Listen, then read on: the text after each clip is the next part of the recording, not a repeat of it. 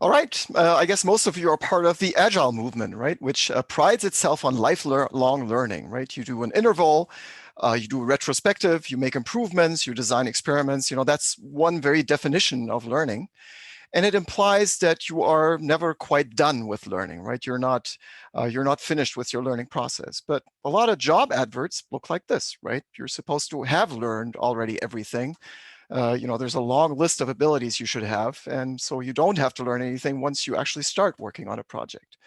And it's not just job adverts. So, for example, Gernot Starke has a curriculum on architecture improvement. And here's an example from his Venom project. There's a small part written in an obscure programming language called Haskell.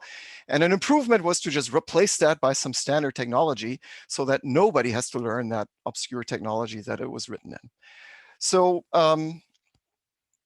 there's, all in the name of homogenization. And, it's an observation I make quite frequently is that, when it comes to process, people are ready to learn. But when it comes to technology, people are, they would rather just stick with the same old thing over and over and over again. And I think that's kind of unfortunate. One of the effects of that is kind of with onboarding processes, which often look like this, right? Is the project is kind of messy and it's unpleasant to get into and it's complicated and complex, but it's done using standard materials and that makes the management happy, right? And I'm going to advocate that you might sometimes reconsider that approach to doing your project. Now, unfortunately, that means that people are going to have to learn something, right? That's what I'm advocating for. And here's a great book I recommend called Why Don't Students Like School?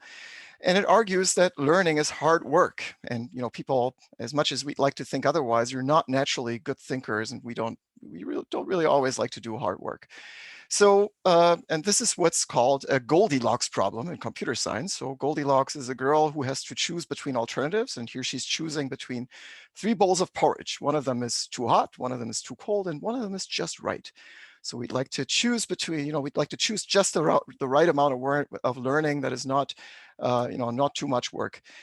But it's not just about how much work, it's also about what you should learn. Should you learn, about your process, about the project that you're getting into, a new product, a new technology, a new language. And I'm going to argue that you should focus on learning, at least somewhat focus on learning things that are pretty universal. And here's a guy who thought about universal things, and he thought that the universe is written in the language of mathematics. And therefore, people who try to figure out the universe should really learn that language so they could talk to each other.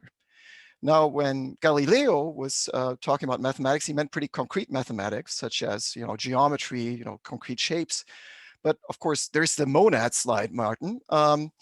There's also abstract mathematics, for example, category theory, which turns out to be pretty useful when you're programming. So there's this contradiction, though, or there's this problem that comes up with abstract things, namely that, well, here again is Willingham saying that, well, abstract things are hard to learn, right? Because the human brain is more attuned to concrete things. And I think we all know the experience, right? Abstract things are hard for the human brain to get into.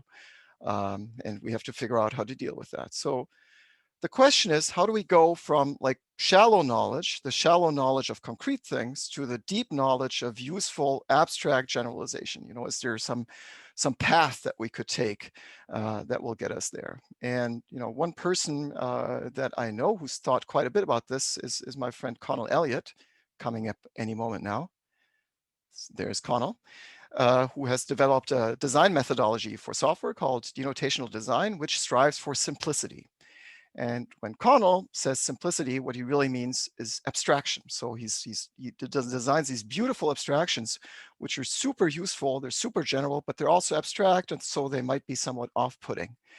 And when we think about things that are difficult, I'd like you to distinguish between things that are abstract but very useful.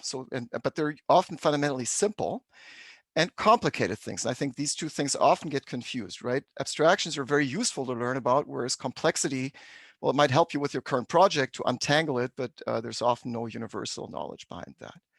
So how do you learn about abstraction? One way to do this is to look at the examples that abstractions generalize over. But I've argued elsewhere that example-based learning is not particularly effective.